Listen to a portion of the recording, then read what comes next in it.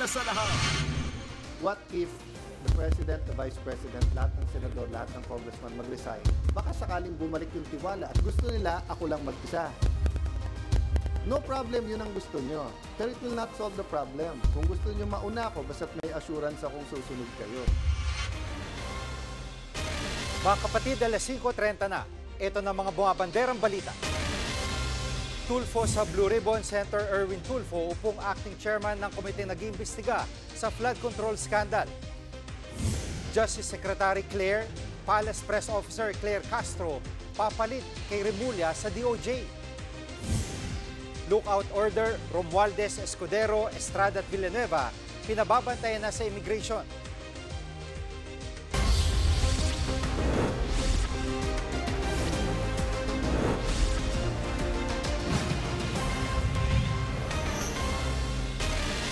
Si Senator Erwin Tulfo na ang acting chairman ng Blue Ribbon Committee.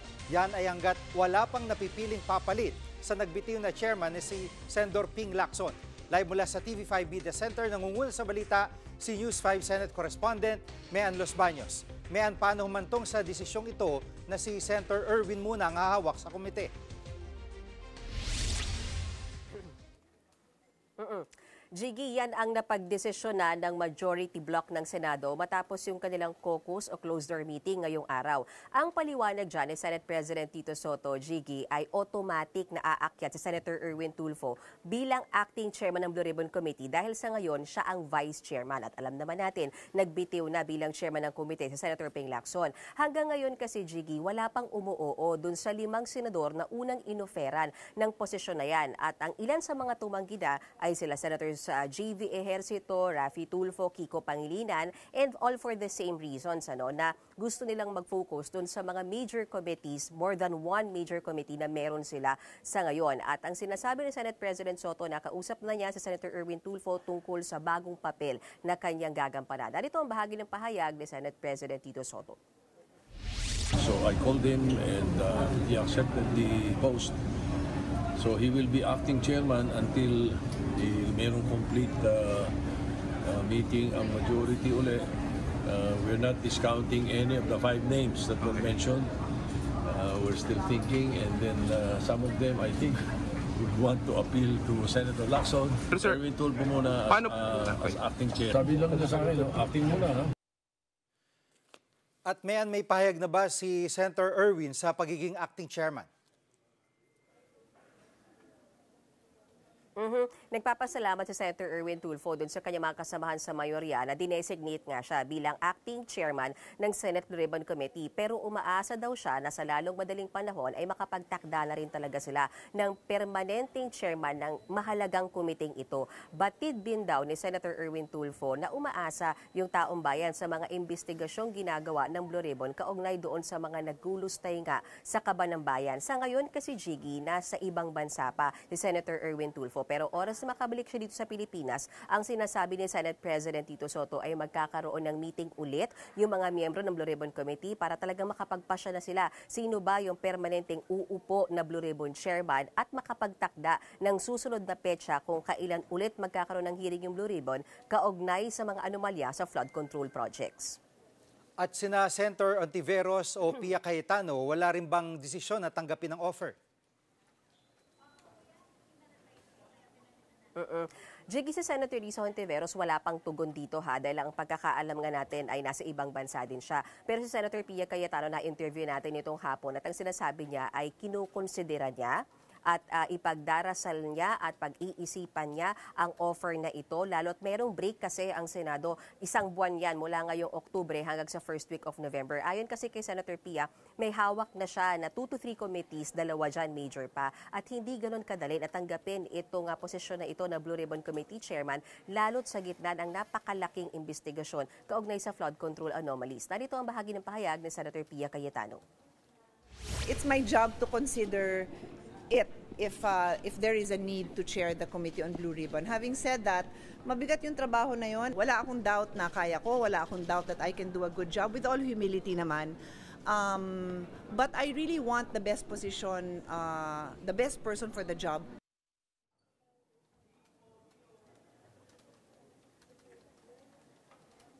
Jiggy, yan muna ang latest sa mga kaganapan sa Senado. Balik sa iyo. Yan ang ulat ni Mean Los Baños. Itinanggi ni Palace Press Officer Claire Castro na siya na magiging bagong Justice Secretary matapos talaga si Boying Rimulya bilang ombudsman.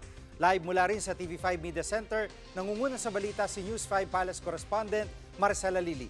Maricel, saan ba nanggaling ang espekulasyong ito?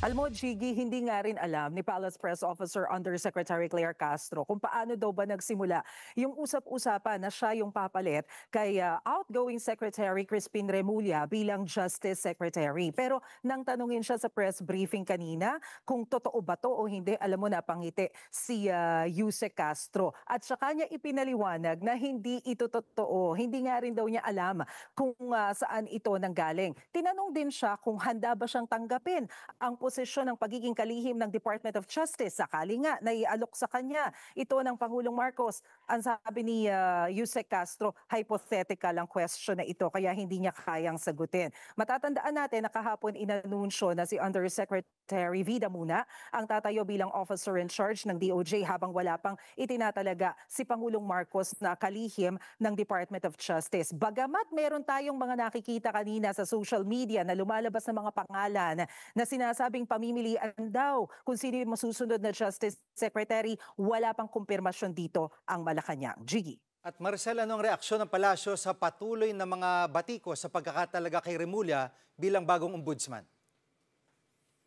Alam mo, Jiggy, dinipensahan ng Malacanang ang pagkakatalaga kay Justice Secretary Remulla bilang bagong ombudsman. Malinaw naman daw ang mandato niya bilang bagong ombudsman at yan ay ang manilbihan para sa bansa, maging transparent at maging patas, kasuhan, imbestigahan yung mga dapat kasuhan at dapat imbestigahan. Hindi raw siya itinalaga para humabol sa mga political rivals ng administrasyon. Pakinggan natin yung sinabi ni Undersecretary Claire Castro.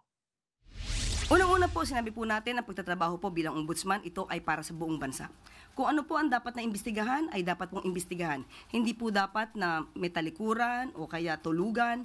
Kung ano ang nararapat na malaman ng taong bayan, dapat po maimbestigahan ng ombudsman. Jiggy, matatandaan kasi natin na bago pa ilabas ni Yusek Castro ang pahayag nito, nagsalita na rin si Senator Amy Marcos na kumukwestiyon dito sa desisyon ng Pangulo na si Secretary Remulla yung italaga bilang bagong ombudsman dahil ang tingin niya mukhang ginawa ito para habulin itong si Vice President Sara Duterte lalo na't hindi nagtagumpay yung impeachment case laban sa kanya. May pagkakahawig dito yung pananaw ni Senador Bato de la Rosa na alam naman nating lahat na kaalyado rin ni VP Sara. Naritong pahayag ni Senator Bato. Bakit ang first order of the day niya ay nakatutok agad sa pag-imbestiga kay VP Sara Duterte sa dami-daming problema, yung kaagad ang tutukan niya ng pansin. Bakit hindi niya tutukan itong mga ghost flood control projects?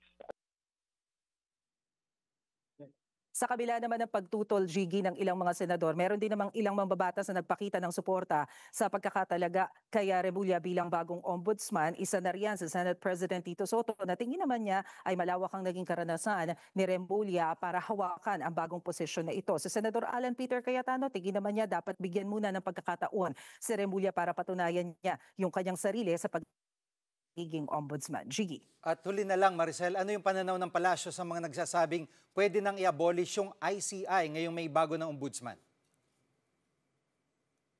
Nako, Jiggy, malinaw ang posisyon ng palasyo dyan. Importante na nag-i-exist pa rin ang Independent Commission for Infrastructure. Hindi ito dapat i-abolish porque meron na tayong bagong ombudsman.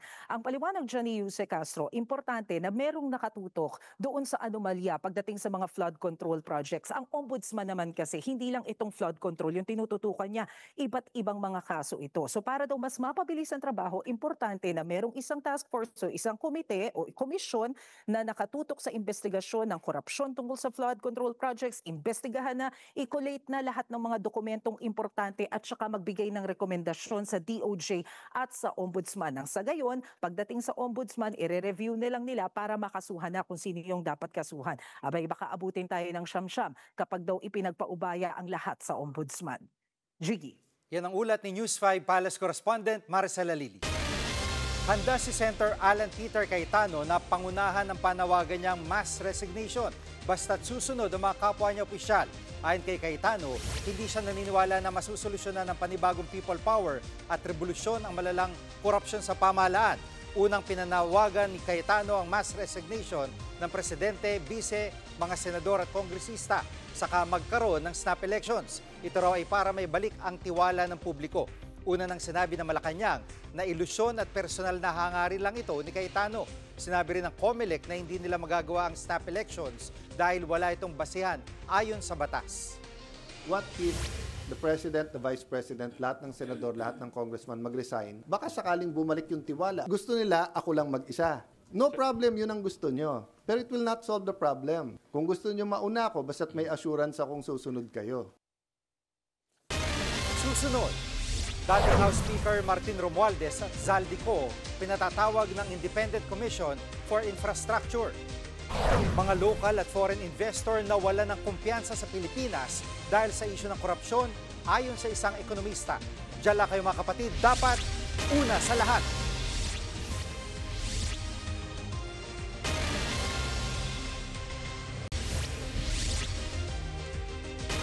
Pinatatawag na ng Independent Commission for Infrastructure o ICI sina dating Speaker Martin Romualdez at dating kongresista na si Zaldico. Live mula sa Taguig, nangunguna sa balita si Gerard de la Peña. Gerard, kailan dapat humarap sina Romualdez at Co?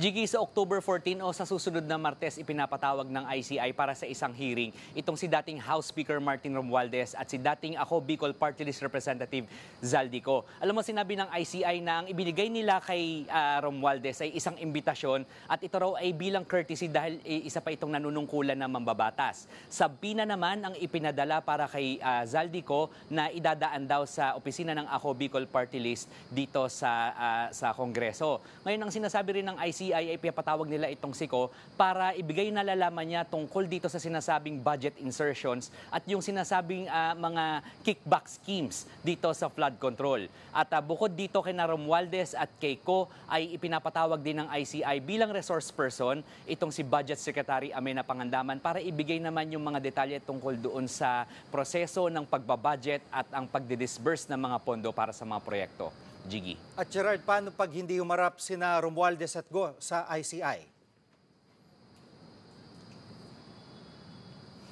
Alam mo, Jiggy, itong ICI, wala silang contempt powers kaya hindi nila pwedeng kastiguhin itong si Romualdez at si Co kung sakaling hindi sila sumipot doon sa pinapatawag na hearing. Pero pwede naman daw humingi ang ICI ng tulong sa Regional Trial Court para itong korte ang mag-issue ng contempt order para mapilitang magpakita sa kanila itong si Romualdez at si Co. Jiggy. At humiling ang ICI sa DOJ na ilagay na sa lookout bulletin ang ilang dawit sa flood control scam. Sino-sino mga ito? Jiggy, 33 individual nga yung pinapasama ng ICI sa Department of Justice para maisama dito sa Immigration Lookout Bulletin Order o ILBO.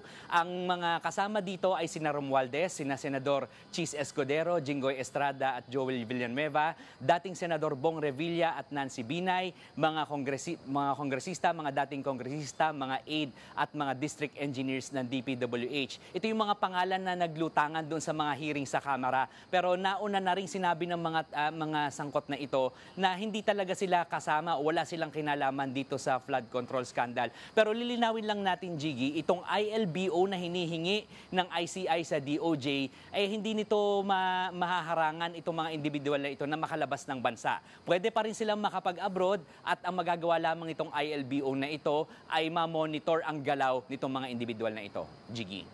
At Gerard, pagdating sa transparency, ang perception, ang paniniwala din ng mga Pilipino, kulang na kulang talaga ang ICI dahil nakatago yung investigation na ginagawa. Pero ang sinasabi ng tagapagsalita nila, ayaw nila ng trial by publicity. Ano reaksyon ng ICI sa panawagan ng publiko na isa publiko talaga itong investigasyon?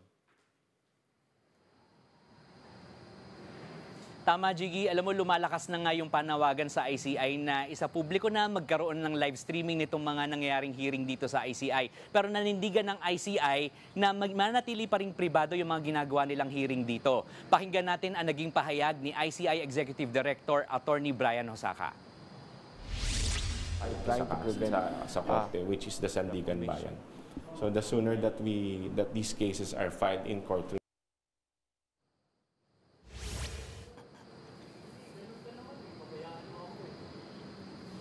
Yan muna ang latest dito. Balik sa'yo, Jiggy. Yan ang ulat ni Gerard de la Peña mula sa Taguig. Apektado ng ekonomiya ng bansa dahil sa isyu ng korupsyon sa gobyerno. Live mula sa TV5 Media Center, nangunguna sa balita si Kari Cator.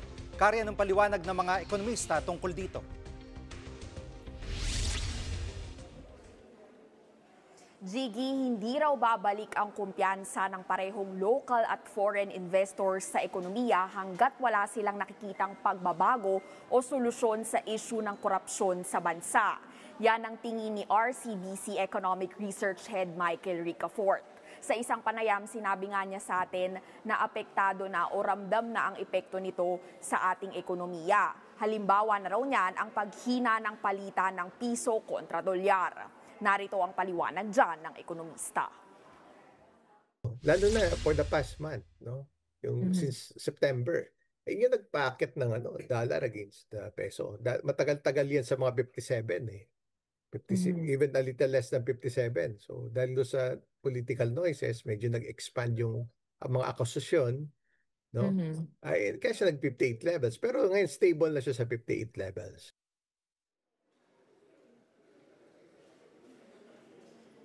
Giit ni Ricafort, posibleng lalo pang maapektuhan ang ekonomiya. Medyo babagal yung spending lalo na sa infrastructure ng pamahalaan. Medyo babagal yung ekonomiya. Pero ang kapalit niyan, magnanarrow yung budget deficit kasi mas malaki yung ginagastos kaysa kinikita ng pamahalaan. Para naman kay Makati Business Club Executive Director Apa Ongpin, pinapalala ng issue ng korupsyon ng anyay pagiging uncompetitive ng Pilipinas sa global market. It is really a crisis that will impact us economically. We have to be very, very discerning and very, very selective about what we are investigating. Well, we want the ICI to come up with, we want a few heads to roll.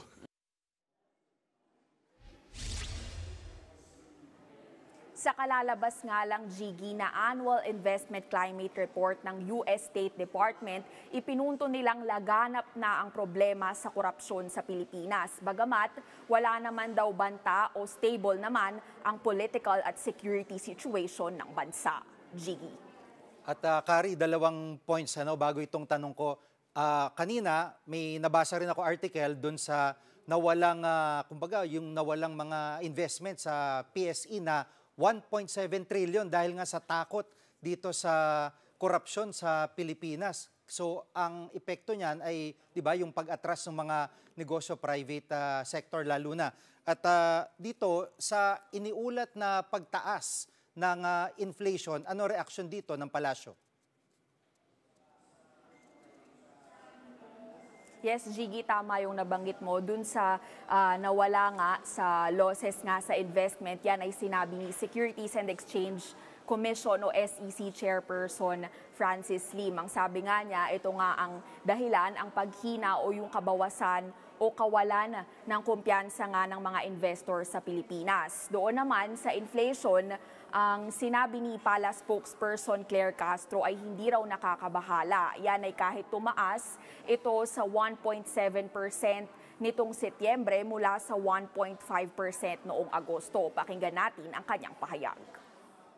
Ang naging cause daw po nito ay ang pag-increase ng presyo ng gulay dahil sa tuloy-tuloy at sunod-sunod na bagyo po na siyang nagland dito sa ating bansa at nakaapekto po ito.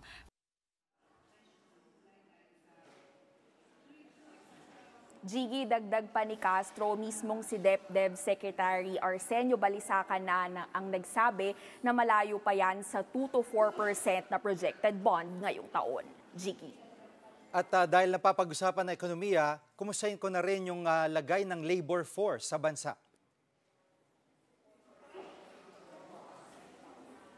Jiggy, kaka-report nga lang din yan kanina ng Philippine Statistics Authority, bumaba raw ang unemployment rate nitong Agosto. Nasa 3.9% na lang ang walang trabaho at katumbas yan ng nasa 2 milyong Pilipino, mas mababa roon sa 2.59 milyon noong Hulyo. Ang sabi ng PSA, marami na kasi ang bumalik sa trabaho matapos ang bagyo, lalo na ang mga nasa agriculture at wholesale and trade and retail sectors. Gayunpaman, posibleng mahirapan daw ang bansa na mapanatili ang mababang unemployment sa Setyembre. Yan ay dahil pa rin sa magkakasunod na kalamidad, pati na ang magnitude 6.9 na lindol na tumama sa Cebu.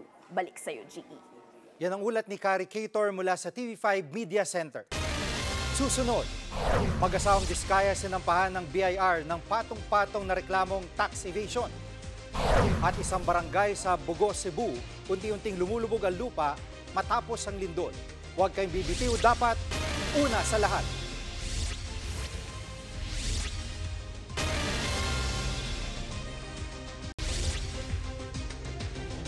Naghain ng patong-patong na reklamong tax evasion ng Bureau of Internal Revenue laban sa mag-asawang kontraktor na sina Curly at Sara Diskaya. Live mula sa Maynila, nangunguna sa balita si News 5 Justice Correspondent Camille Samonte. Camille, gaano kalaki ang tax na hindi talaga nabayaran ng mga Diskaya?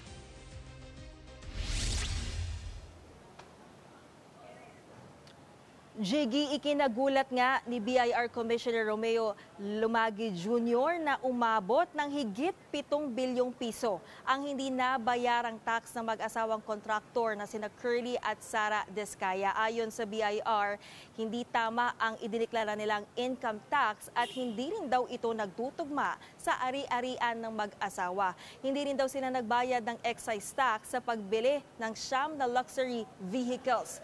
Natuklasan din ng BIR na hindi nagbayad ang mag-asawang Diskaya ng documentary stamp taxes sa pagbenta nila umano ng kanilang shares sa kanilang kumpanya gaya na nga sa St. Gerard, St. Timothy, St. Matthew at Alpha and Omega Construction. Damay din sa reklamo ang corporate officer ng St. Gerard Construction. Jiggy? At Camille, yung mga tayong mga ordinaryong mga empleyado, pagka nagsweldo, sumweldo, ay kaltas agad ang tax. Pag yung mga maliliit na kumpanya, corporate income, VAT, kung ano-ano mga tax. Pero ito, 7 billion pesos mahigit. At bakit ngayon lang natuklasan ng BIR?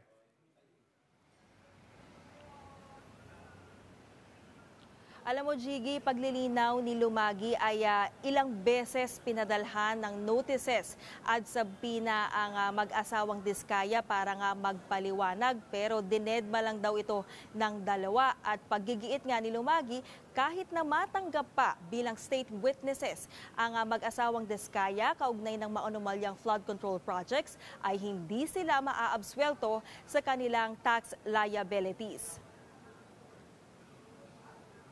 At ano raw ang susunod na hakbang ng BIR after nitong filing ng kaso?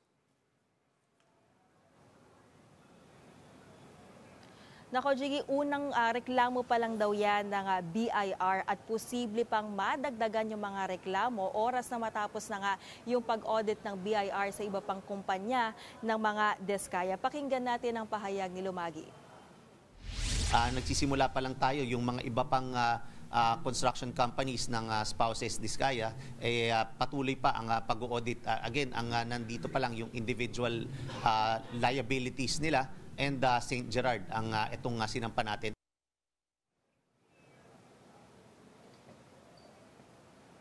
Kanina, nagtungo rin dito si Curly sa DOJ para nga sa pagpapatuloy ng case build-up kaugnay ng investigasyon sa maanomalyang flood control scam. Sinubukan nating hingan ng komento ang kanilang abogado kaugnay nga dito sa tax evasion complaint ng BIR pero wala pa silang komento rito. Yan muna ang latest. Balik sa iyo, Jiggy.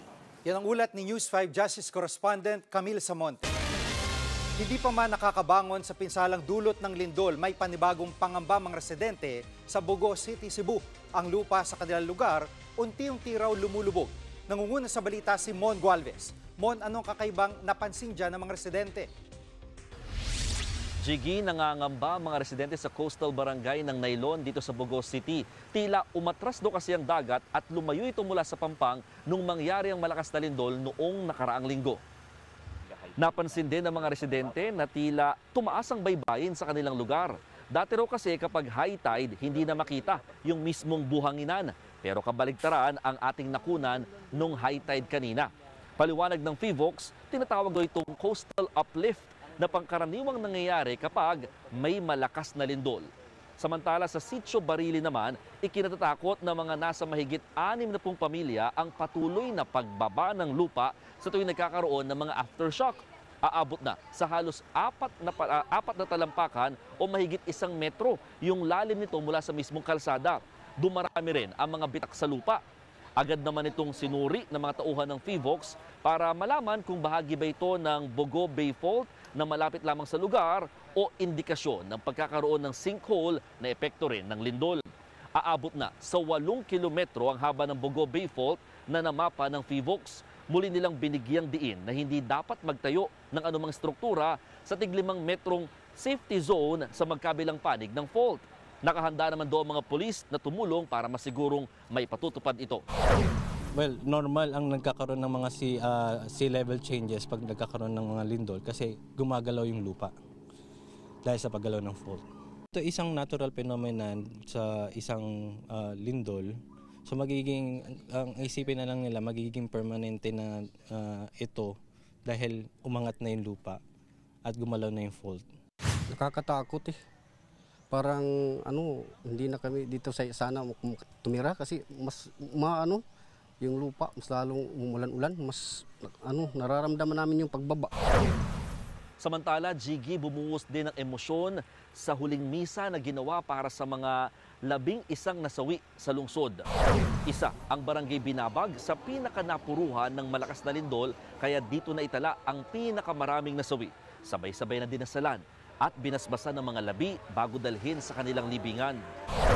Jiggy, inabot din ng 8 araw bago na ilibing ang mga nasawi, lalo't kinailangan ding ayusin yung ilang bahagi ng sementeryo na naapektuhan din matapos ang malakas na pagyanig. Balik sa iyo, Jiggy. Yan ang ulat ni Mon Gualvez mula sa Bogo City, Cebu. Kami ang inyong kapatid sa Balitaan at Public Service, dapat una sa lahat. Abangan niyo po ulit kami bukas dito sa TV5, 1PH, RPTV, True TV at 105.9 True FM.